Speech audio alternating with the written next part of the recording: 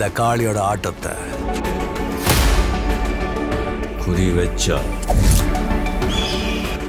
ভারতীয় চলচ্চিত্রের এক জীবন্ত কিংবদন্তি। তার সিনেমা মানেই রাজ্য জুড়ে উৎসব, ভারত জুড়ে আলোচনা। প্রচলিত অভিনয়ের নিয়ম ভেঙে নিজস্ব ধাঁচের অভিনয় শৈলীর কারণে ভক্তদের কাছে তিনি যেন দেবদূত। চিরসবুজ এই অভিনেতার নাম রজনীকান্ত। বাস কন্ডাক্টর থেকে কিংবদন্তি অভিনেতা, জীবনের প্রতিটি বাঁকেই রয়েছে তার সংগ্রামের গল্প। মূলত তার সুপারস্টার হওয়ার গল্পটাই যেন এক সিনেমা। শৈশব কৈশোরে অর্থনৈতিক সংকটের সঙ্গে লড়াই করা রজনীকান্ত কাজ করেছিলেন বাসের কন্ডাক্টর হিসেবে।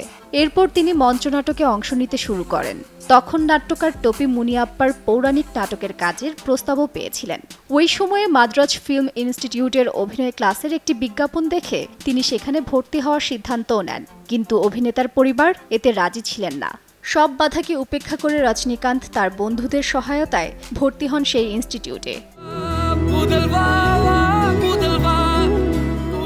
মাদ্রাজ ফিল্ম ইনস্টিটিউটের একটি মঞ্চে অভিনয়ের সময় তামিল চলচ্চিত্র পরিচালক কে বালাচন্দরের নজরে পড়েন রজনীকান্ত। তিনি তাকে পরামর্শ দেন তামিল শেখার। তার পরামর্শে অভিনেতা একটুও দেরি করেননি, দ্রুত শিখতে শুরু করেন তামিল ভাষা।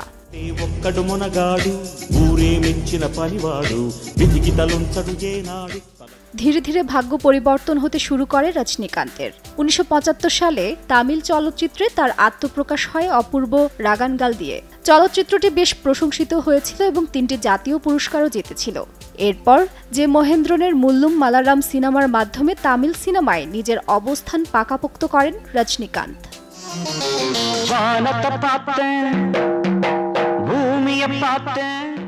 জানা গেছে এবারে নির্মিত হতে যাচ্ছে বরেণ্য এই শিল্পীর বায়োপিক। বলিউড হাঙ্গামার এক প্রতিবেদন জানিয়েছে, রজনীকান্তের বায়োপিক নির্মাণের রাইটস নিয়েছেন প্রযোজক সাজিদ নাদিয়াদওয়ালা। এ বিষয়ে তাদের মাঝে বড় একটি চুক্তিও সম্পন্ন হয়েছে।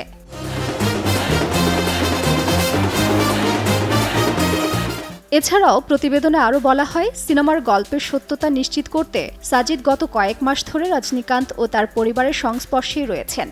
গল্পটি খুব শক্তিশালীভাবে উপস্থাপন করার পরিকল্পনা করেছেন তিনি।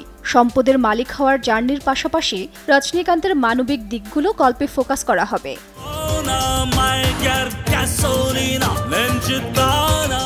এছাড়া 2025 সালে রজনীকান্তের বায়োপিকের শুটিং শুরুর পরিকল্পনাও করেছেন। চিত্রনাট্যের কাজ শেষ হলে অভিনয় শিল্পী নির্বাচনের কাজে হাত দিবেন বলে সূত্রটি জানিয়েছে। তবে এটি কে পরিচালনা করবেন তা জানা যায়নি এখনও। তাজরিন রিকা, সময় সংবাদ, ঢাকা।